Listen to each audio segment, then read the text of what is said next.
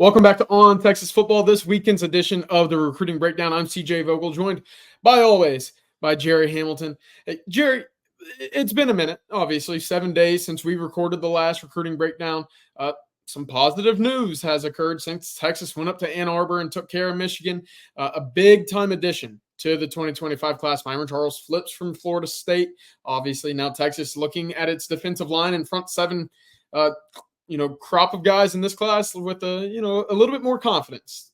Two big flips in that interior defensive line, looking really, really sharp right now. First off, let me get your thoughts on just what the prospect of Myon Charles is and how he kind of fits in this class at the moment. Yeah, so I love this commitment, obviously. Him and Sharma combined, that's a really good defensive line class to start. Okay, Myon Charles, 6'4", 285. He's get the 80-inch wingspan, the 10-plus inch hands. He's from Port Charlotte, Florida. He's a raw prospect physically, but I think it's a huge, huge commitment for Texas. Now that they have two war daddy type level kids on the interior defensive line to go with two tremendous edge players in Lance Jackson, Smith Orogbo. So right there, your defensive line group is solid, and it moves Texas into the top 5 classes, right where you want to be, with 20 commitments and up to 7 spots potentially left in this class. So I think this is right where Texas needs to be. They have a lot of momentum coming off the Michigan win. It feels so similar to the Alabama game last year. But I'll say this, CJ, I think there's more momentum now than there was a year ago because this is wins at Alabama, then you go to the playoff. Now you've won at Michigan, and you're ranked 2. It's been a long time since Texas has been ranked 2. Quinn's the leader of the Heisman race. There's some things going on. There's some real good calling cards in recruiting, that Kyle Flood can send out the edit of Jake Majors, right, to an offensive line target. Cam Williams, Cam Williams, development, Gunnar Helm. I mean, there's a lot of things going on in recruiting for Texas right now, even more so than a year ago. So these guys are in the old recruit through the whistle. Steve Sarkisian says, I'm not worried. Wake me up in December. They're about to steamroll, I have a feeling, on the recruiting trail. Yeah, and of course, I don't want to say it's all according to plan, but it did feel like Sark, kind of laid out some bread crumbs back in July at the Texas High Schools Coaching Association, convention down in San Antonio. Said, hey, where we sit right now in June and July, not a big deal. Gerry, Texas now with 20 commits in its class, right on the edge, right on the inside, if you will, of that top 5 national class rankings as well. We've been sitting here saying, Texas looks like it has the makings of a top 5 class. Obviously, with 20 guys in that class at the moment, there's still room to be done. Before we get to where they're going to fill those guys in, you mind giving us a quick word on our sponsor, Mark Saunders and Allstate? Yeah, look, if you're competing against Texas, you need to have one place that protects it all, right? And that's Texas Allstate agent Mark Saunders. You need Mark Saunders if you're competing against Texas on the recruiting trail. Here's some great news. Texas Allstate agent Mark Saunders, the only insurance agent you'll need to help keep tabs on protection for all your stuff, everything from your home, car, and boat to your motorcycle, your RV, and your ATV. Got to have one of those, right? Call Texas Allstate agent Mark Saunders' office today at 512-218-8571. Again, are you in good hands? You'll be in great hands. Texas tight end hands with the over 35 years of experience with Mark Saunders. Give him a call, 512-218-8571. Do what so many other On Texas Football members have done in the last year. That's give Mark Saunders a call. Perfect. Thank you, Gerry, and thank you, Mark Saunders, as always, for sponsoring the Recruiting Breakdown. All right. As I mentioned, Texas top 5 in the country in its 2025 recruiting class, 20 guys in the fold. You start looking at pockets of positions, right? You got 2 interior defensive linemen, 2 edge guys, you got 2 wide receivers. And then you start looking in the back end of the secondary as well. There's still room there for Gerry, for this Texas staff to go out there and add new guys. Obviously, Javian Hilson's name has been brought up. Joseph Mbachu's name has been brought up. Michael Terry's still available. Where are you kind of seeing this class fill out, and what's the number? Could this class, reach the upper 20s, or is that kind of a long shot right now? Yeah, I'll be surprised if it's not 26, 27 right now. I mean, you look at it, you mentioned Javian Hilson. Let's start with him. Decommitted from Florida State, the edge out of Cocoa High there on the Space Coast of Florida.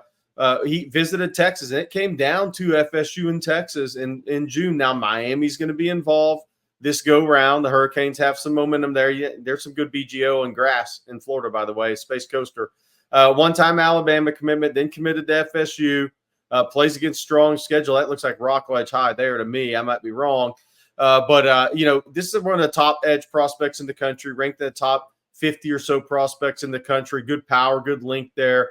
Expected back in Austin for the Mississippi State game. We'll see if that changes, but Mississippi State game, same weekend, I think Myon Charles from Port Charlotte, Josiah Sharma could be in town, possibly another, which we'll get to at the defensive line.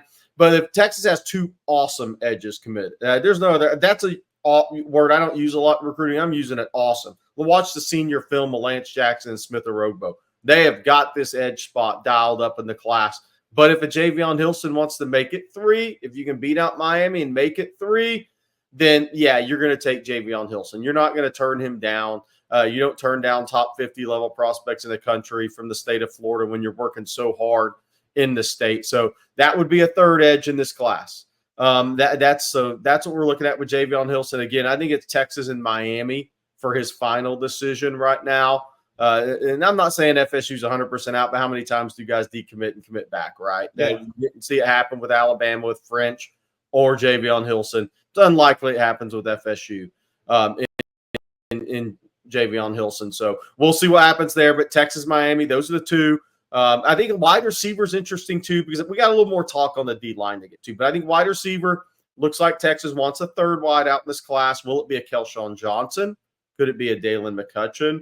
Dallas Wilson, is there still some contact there? We'll see what happens with Oregon season. But with the two bigger receivers, two of the best high point guys, two really good X receivers, Ffrench can move around, two guys with electric body control, just big time body control.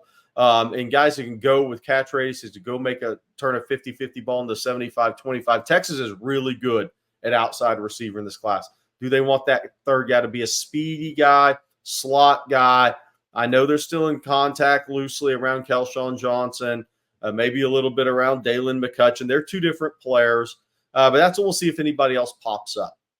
Pops up onto the radar here. But normally Sark stays with those guys that officially visited, and there's some really good players potentially still in play. Then you get to defensive back. There's two committed: Jonah Williams, safety; Caleb Chester at corner.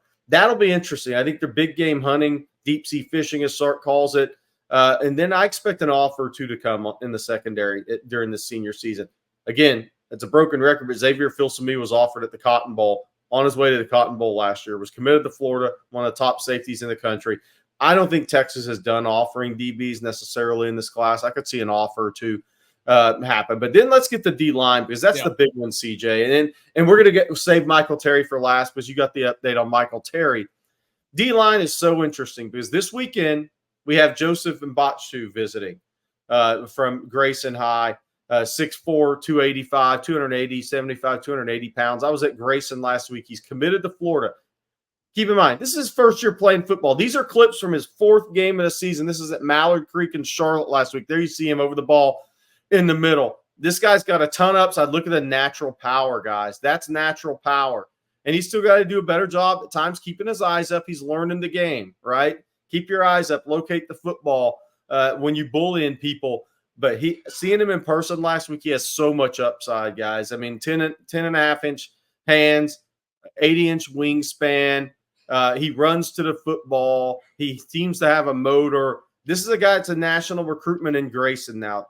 He's going to visit this weekend with a family member. There you see, that's a heck of a play. I mean, he is hard to block. He's got natural power, quickness combination that makes these college coaches, Texas, Alabama, Georgia, Tennessee, USC, South Carolina, LSU, they've all offered him since the season started. Now you're seeing why. It's what this guy's going to look like a second and third year in college. He has a ton of upside. He's not the only defensive lineman, though. Texas remains in the hunt for Kevin Wynn, the FSU commitment out of Greene County. I expect him to visit this season. Walter Mathis from Savannah Calvary Day, who I think is an awesome player, one of the most underrated players in the country in this class. He committed to LSU last Friday. I'm still talking to Texas. It wouldn't shock me if he didn't end up on campus in Austin this year. Then you have some in-state guys. around that too. And there's some other guys, but then you have, some interesting in-state guys. Chase Sims committed to A&M at Richmond Randall. We've been mentioning this for a while. I expect him on campus potentially for the Mississippi State game. We'll see if that ends up being Georgia. He has an official visit possibility to Texas. Then there's Floyd Guidry. CJ, I'm a big fan of Floyd Guidry. I've loved this guy a long time at Spring High School. He's committed to TCU. His senior tape is outstanding. What he did against Grand Oaks High up near Conroe is, man, that's scary for the offensive lineman on the schedule. I think Texas is the possibility to bring in a Floyd Guidry for a visit as well. So I like the net that's been cast at defensive line, CJ. I think there's some really, really good possibilities here. And you have 2 studs committed now in Sharman and Myon Charles. You're looking for 4 or 5 in this class. And with the guys that are on the table now, Texas has a chance to make a run here at defensive line late and have a class that may rival. I think Georgia will probably have the best D-line class, but an LSU who has a tremendous D-line class. And people like that, an upper echelon SEC D-line class, that would make Texas fans very happy. And CJ, I'll let you close it out. Athlete, there's a spot for an athlete. Michael Terry's one of the best in the country. Obviously, just visiting Nebraska. I think he's going to be back at Oregon. But what's the latest on Michael Terry? Yeah, I do believe Michael Terry will make trips to Oregon and Texas at some point before a decision comes, before a decision date even comes, right? He was in Lincoln for the Nebraska-Colorado game this past weekend, Jerry. And right now, word I've received on Michael Terry is it's a Texas-Nebraska battle for the most part. Oregon, we know this to be true. We've seen it all throughout this cycle. They're not going to go quietly, obviously. And should he get back up to Eugene, anything can happen in that race. But right now, Texas, Nebraska, the 2 teams that are really, really, edging out early right now for Michael Terry. Of course, Matt Rule has been that focal point in his recruitment. That means a lot to him. And Dylan Raiola, they've pitched a lot of what Dylan Raiola will be for their program and what he's already shown on the field. For him to go out there with the big home win and the environment with Michael Terry there, Nebraska, credit to them for getting him on campus, obviously, for that game. But Texas, again, close to home, and we'll have Arch Manning in the fold coming up over the next year or 2, potentially, for him to play with here at Texas. That's the big selling point as well. And, we could talk positions, running back, tight end, wide receiver. At this point, I think it's all a moot point. I think it's all about where he feels comfortable, where he sees himself playing and really thriving in an offense. And right now, Nebraska's kind of giving him a something to really think about. Texas, however, will get him back on campus at some point this year, Jerry. Going back to your point real quick about what's left. I talked with Dalen McCutcheon earlier this week to see if he had any game plans. He said, not yet. I'm still going to try and reevaluate my schedule with college schedules. We'll see if anything lines up. He has been in minor contact with Texas. None of that, however, has been with Coach Steve Sarkisian, which was a big focal point in the summer during his official visits and kind of when Texas was really starting to come back around for him. Right now, it doesn't sound like that's heating up all that much. However, Texas has already poached from Florida State. Texas is trying to poach more from Florida State. It wouldn't surprise me if at some point you see Dalen McCutcheon back on campus later on this year. And one last point, it's nice to see that net cast wider for defensive linemen. Well, maybe would have liked to see it a little bit earlier in the year, but you get 2 big dogs in the class right now, Jerry. You're allowed to at least now be a little pickier when it comes to who else joins them in that group as well. Well, and to that point, CJ, look at a kid like Joseph Mbakshu. This is his first year playing football. This is why people hate the term, but I say recruiting through the whistle because it's recruiting your top guys and staying on them, right? Even if they commit somewhere else. But it's also that senior evaluation. You look at Floyd Guidry. I'm telling you, watch Floyd Guidry's tape against Grand Oaks and tell yourself that guy's a 3-star prospect. No chance. We've had him ranked a 4-star prospect for a long time. So that's the important part of this process. Look at a kid like Walter Malthus at Savannah. People have him ranked as 3-star, need to pick a new career. That's ridiculous.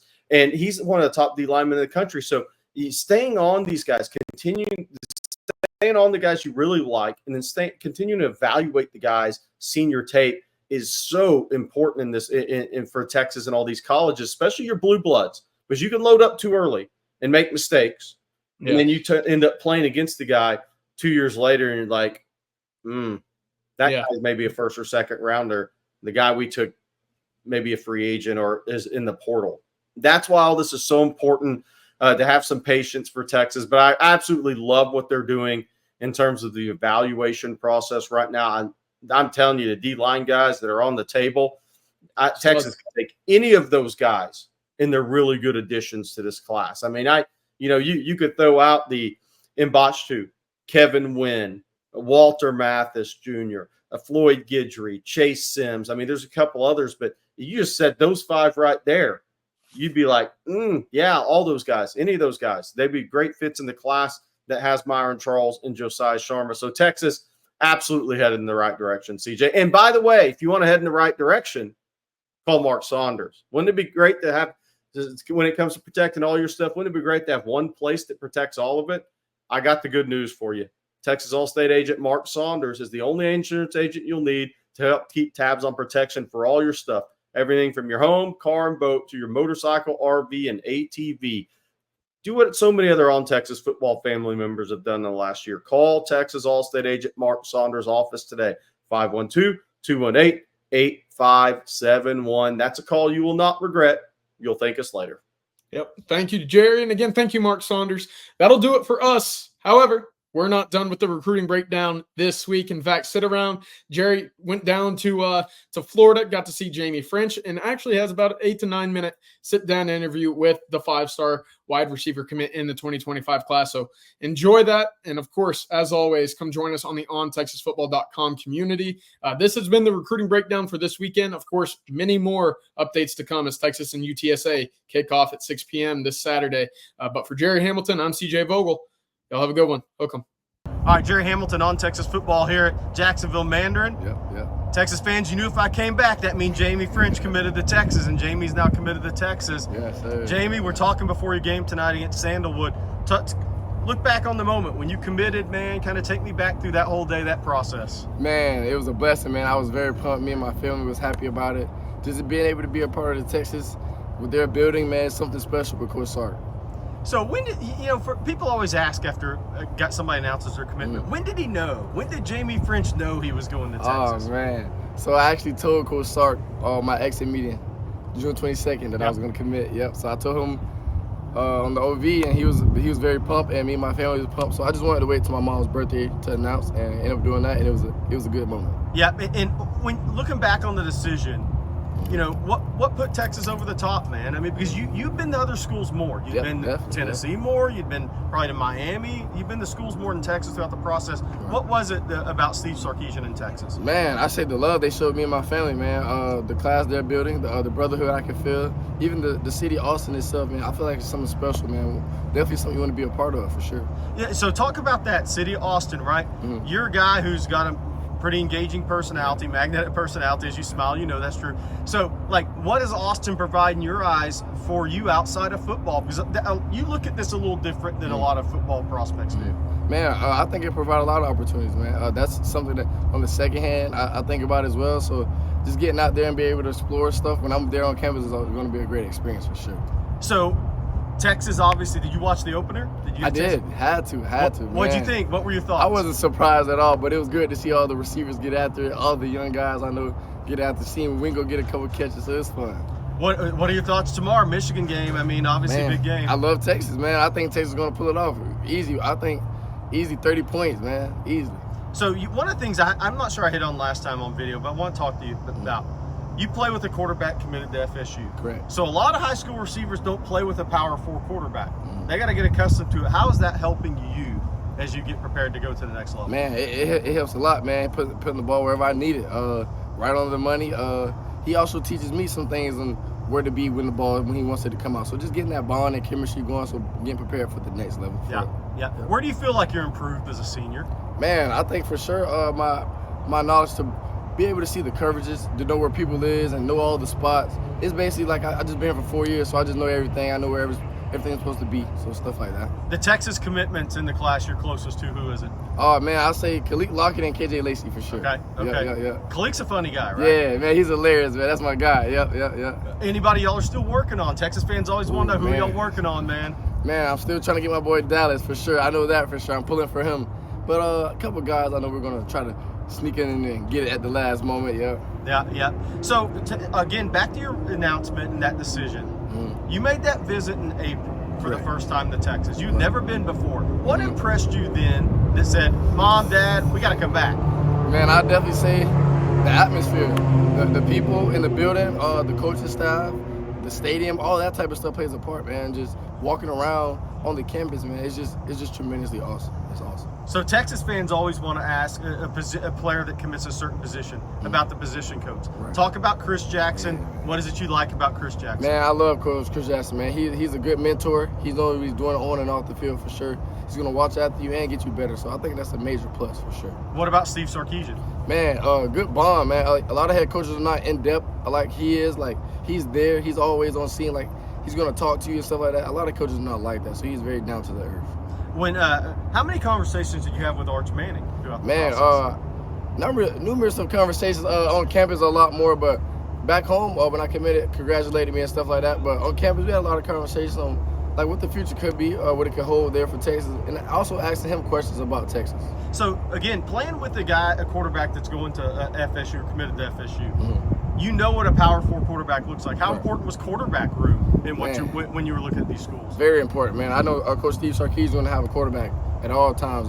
He showed it in his history, so I know that's not the problem. So, and even seeing what we have in the class, man, even starting down with the 26 class, man, quarterback. So we have quarterbacks for sure. So I always like to ask guys, if we put on your huddle tape, how would you describe yourself? How would you describe Jaime Ffrench if we popped on the huddle right now? Man, I think I'm very elusive. I like to say yards after the catch. That's what I like to. I'm big on. That's my biggest goal: getting the most yards after the catch, turning the 5 into 60 and stuff like that. So one of the things you may or may not know is Texas had never won a big national recruitment in Jacksonville. Really? Ever. Wow. I've been doing this 24 years. Ever. Wow, okay? That's crazy. What's been the response from students, friends, teammates about picking Texas? Man, they love it, especially where Texas is headed now. Man, they congratulate me.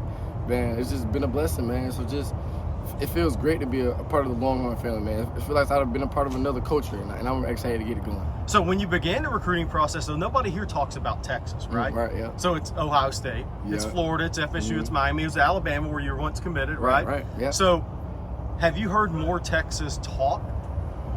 Is it because the move to the SEC? Is it the season they have? What do you think's behind it? Man, I definitely say the pull that Coach Sark has been able to do in the class. Even last season, going to the CFP, like all that stuff matters. He shows he can win, and he's going to do that for the next 3 to 4 years for sure. What do you think? You're graduating in December, so you get to Austin in January. Correct. What are going to be the keys to you getting on the field early? Man, I would definitely say my leadership to the room, man. And I'm definitely more of one of the technical guys. I want to handle the little stuff, and then the big stuff will take care of itself. And I just think when I get there, I can be a great leader to the guys being so young for sure. From a technical standpoint, is it a speed of the game thing? Is it refining route running? What are going to be your keys in spring practice? Man, I think just learning the playbook for Coach Sark, just getting that going.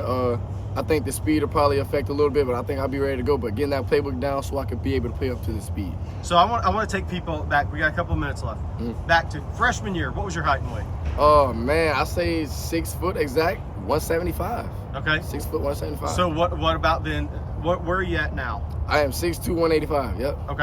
Okay. And how, does that give you confidence? Is it strength? What is it as a player gets older, more than experience, when you start to add that weight to your frame? Because you're going to end up being 205. Right. What do you get from that? Is it confidence? Oh, yeah. I say definitely confidence. The player on the field, you feel more smoother, you feel more bigger. You don't really feel as much as hits on the high school level being this weight, for sure. And I'll definitely say being able to learn how to balance your weight being this young and stuff like that, for sure. Okay, so let's go off the football field.